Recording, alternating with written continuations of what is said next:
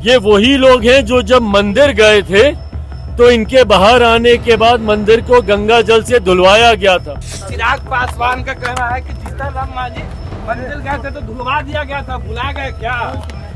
देखिए, इसमें दो बात कहाँ है, ये सामाजिक बात है। अगर एक पूर्व मुख्यमंत्री, उससे बड़ा कौन भैया? कि साहब हर 10 वर्ष पर समीक्षा होनी चाहिए, ये बात क्यों नहीं करते हैं दूसरे लोग? अगर उसके साथ भी आज की तारीख में भी छुआछूत होता है, इस बात की चर्चा वो लोग क्यों भूल जाते हैं जो कहते हैं इस तरह की बात। नमस्कार, मेरा नाम प्रेम है और आप लाइव स्ट्रीट देख रहे हैं। चिराग पासवान पर गुस्से में लाल हो गए हैं जीतन राम मांझी। देखिए, पिछले दिनों किस तरीके से चिराग पासवान साफ शब्दों में कह रहे थे कि जीतन राम मांझी मंदिर गए थे, पूर्व मुख्यमंत्री थे, तो मंदिर धुलवा दिया गया था। अब तमाम सवाल जीतन राम मांझी से पूछा गया है। देखिए, आरक्षण को लेकर बिहार में घमासान मचा हुआ है। तमाम जो दल के लोग हैं वो अपनी अपनी बातों को रख रहे हैं। तो जीतन राम मांझी का कहना है कि जिसकी जितनी संख्या है उसको उस आधार पे आरक्षण का लाभ मिलना चाहिए था। हम भी मोदी कैबिनेट में है, हमने भी कहा है क्या कुछ करें। जीतन राम मांझी पटना पहुंचते ही और किस तरीके से चिराग पासवान को जवाब दे रहे हैं, पर उससे पहले हम आपको सुनवाते हैं चिराग पासवान का बयान कि जीतन राम मांझी को मंदिर जाने को लेकर किस तरीके से बयान दिए थे और कह रहे थे कि पूर्व मुख्यमंत्री थे। पहले आप चिराग पासवान को उस बयान को सुनिए कि जीतन राम मांझी को लेकर क्या कुछ कह रहे हैं। उसके बाद जीतन राम मांझी जवाब भी दे रहे हैं चिराग पासवान को, क्या कुछ करें। पहले आप वो सुने। मांझी आपके बयान पर अपनी बातों को रखे हैं। जीतन राम मांझी का कहना है कि जीतन राम मांझी जी अपनी बातों पर रखे हैं, अपनी बात को करें कि केवल 4 ही जाति के लोग आगे बढ़ेंगे। देखिए, मांझी जी के बयान पे मैं कोई टिप्पणी नहीं करूंगा, पर क्योंकि इस दौरान मैंने कई अनुसूचित जाति संगठनों से मैंने बातचीत की, पार्लियामेंट में कई सांसदों से मैंने बातचीत की और संभवतः आने वाले दिनों में अनुसूचित समाज से आने वाले सांसदों के साथ एक सर्वदलीय बैठक भी हम लोग करेंगे। ऐसे में मैंने इस बात को प्रमुखता से तब भी कहा था, पुनः एक बार दोहराता हूँ कि इसमें जो ये ऑब्जर्वेशन सुप्रीम कोर्ट के आए हैं, इसमें कहीं पर भी अनटचेबिलिटी शब्द का जिक्र भी नहीं है। अगर आप 550 पन्नों से ज्यादा का ये जो ऑब्जर्वेशन आया है उसमें अगर आप टिप्पणियों को पढ़ेंगे तो कहीं पे भी अनटचेबिलिटी के शब्द का इस्तेमाल नहीं किया गया। जबकि अनुसूचित जाति ये वो कास्ट है जिनको शेड्यूल किया गया है भारत के संविधान में, जिनका आधार ही छुआछूत रहा, जिनको समय समय पर सिर्फ और सिर्फ छुआछूत की वजह से गांव से बाहर रखा गया, इनको छूना पाप माना गया, इनको देखना तक पाप माना गया। ये वो जातियां हैं। तो ऐसी जातियों में क्रीमी लेयर का प्रावधान संभव ही नहीं है। क्यों? क्योंकि आज भी ऐसे उदाहरण है जहां पे एक दलित युवक को घोड़ी चढ़ने पर रोका जाता है। हाल फिलहाल का उदाहरण, एक आईपीएस ऑफिसर ने सिक्योरिटी की डिमांड की ताकि वो घोड़े पे चढ़कर अपनी बारात को लेकर जा सके। और मैं नाम लेना नहीं चाहूंगा, बट जो लोग इन प्रावधानों का समर्थन कर रहे हैं ये वही लोग हैं जो जब मंदिर गए थे तो इनके बाहर आने के बाद मंदिर को गंगा जल से धुलवाया गया था। अगर एक पूर्व मुख्यमंत्री, उससे बड़ा कौन भैया? अगर उसके साथ भी आज की तारीख में भी छुआछूत होता है तो इसका आधार, डिस्क्रिमिनेशन का आधार सिर्फ और सिर्फ अनटचेबिलिटी है। इसमें क्रीमी लेयर का कोई प्रावधान संभव नहीं। सर, मनीष सिसोदिया को बेल मिल गई है। सर, आम आदमी पार्टी के नेता लोग बोल रहे हैं कि साजिश के तहत केजरीवाल को ही फंसाया जा रहा है।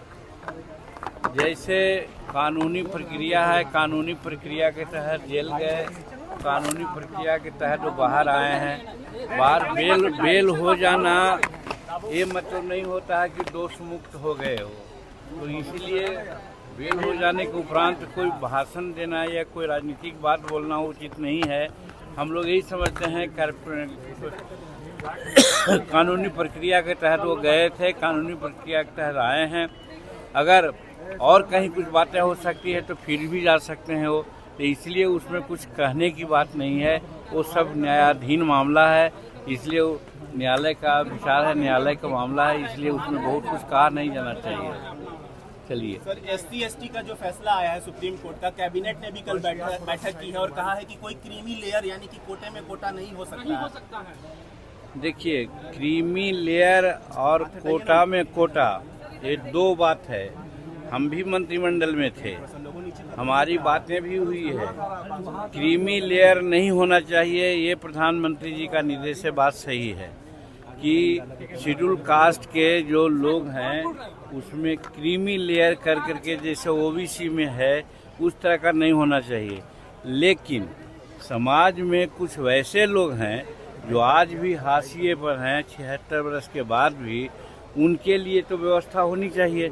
और इसी को कहा जाता है कि अगर कोटा में कोटा करें, जैसे जनसंख्या के आधार पर सारी बातें होती है, इसमें हमारी मानना है और हमने भी कल कहा है कि शेड्यूल कास्ट में बिहार में 21 जातियां हैं, 21 जाति में 4 जाति जिसको D4 कहते हैं। और आज देखा जाता है कि जज हो, कलेक्टर हो, इंजीनियर चीफ हो, इंजीनियर हो, बैंक हो, रेलवे में हो, सब में अगर रिप्रेजेंटेशन की बात कही जाएगी तो ये जो 4 जातियां हैं जिसको D4 कहते हैं, विकसित 4 कहते हैं, वही 90% भाग लिए हुए हैं।